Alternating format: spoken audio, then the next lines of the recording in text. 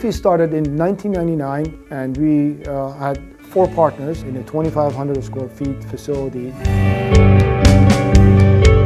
Today, 14 years later, we have over 128 people. We have over 200,000 square feet of manufacturing, office, and R&D facility. And we have grown double-digit every year. So we have come a long way in 14 years. We wanted always to create a product that is best in the market, and that's easily said than done. When we started this, all of us were car enthusiasts. And really for myself, I love BMWs.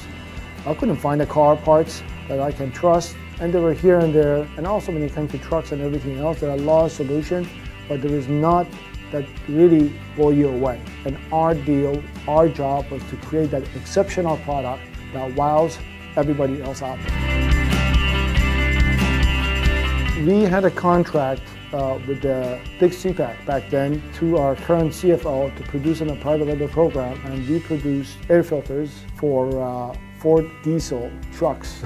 So that was our first product we produced, and the first 6 months we were entirely focused on producing air filters, direct replacement filters for the aftermarket business. The end of 1999, when we started the business, we had close to 5 to 15 SKUs. I don't quite remember. But by today, I want to say we have over 2,600 SKUs. So what we do well is produce parts that people want. From the very beginning, we wanted to create a product to be the best, but we never articulated what our strategy should be. And as we went on and we produced one thing after another thing, it became clear to us what we're really good is producing power. So our strategy has always been product first. That's how we grow the business.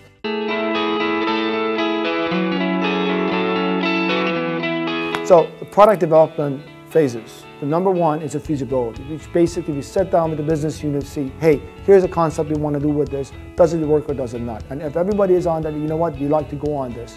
We create a 3D model or either a prototype using fabrication. In parallel, in tandem, we come up with a prototype that we think is going to do the job. If it is promising, we go take it a step further, which is basically we go from a feasibility to design and development. After this process, we go out to the marketplace and launch it. We build a few, 25, 50 units the first build, and that's how we introduce our product to the marketplace. So as we come up with the new products, before the product is introduced to the market, we have 2 dynos. We have air filter testing, we have airflow benches, we have a turbo testing, we have an intercooler. All these products we come up with, each one of them gets tested thoroughly before it even becomes part of the new product to be introduced in the market. We install the product, we test it continuously, even though after it's produced, being in the market 2, 3, 5, 10 years, we always go back and zero base how we can do this. And part of that is our investment and our belief that the more you test, the better you know the thing you didn't know before. Ultimately, the people who buy product, the end user, will determine we have a right product or we don't have a right product. And that really doesn't come from just listening to them. I think it really does come back from knowing what customer wants, and they cannot articulate that. To me, we need to take that idea and take it a step further.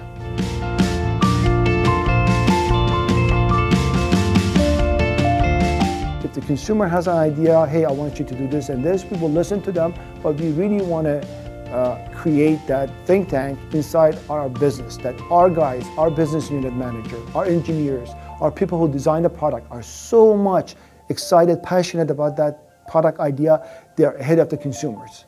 I don't believe in revolution, I believe in evolution. I believe in getting things and making it better every year. You come up there, you make sure you zero-base everything. You question everything you've done in the past. Said, look, if I have to do this all over again, would I do what I did today? And we are continuously thinking about that, and that forces innovation.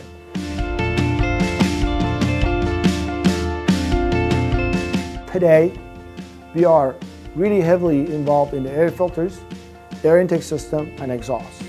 In the last 3 to 5 years, we have moved into the more sophisticated part, i.e. headers, throttle body spacers, tuners, either programmers or modules, and also intercoolers. Part about becoming better was having much more inventory on hand.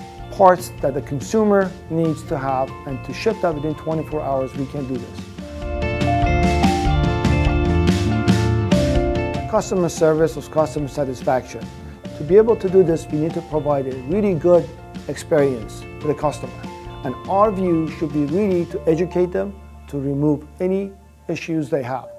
On a transactional basis, we really have a staff. We have a customer service director with a staff of 4 to 5 people. We answer every phone call. So there's a live person picking up the phone, taking care of them. We spend a lot of time to training these guys to take care of the customer, take care of the consumer one at a time, and do not pass the buck.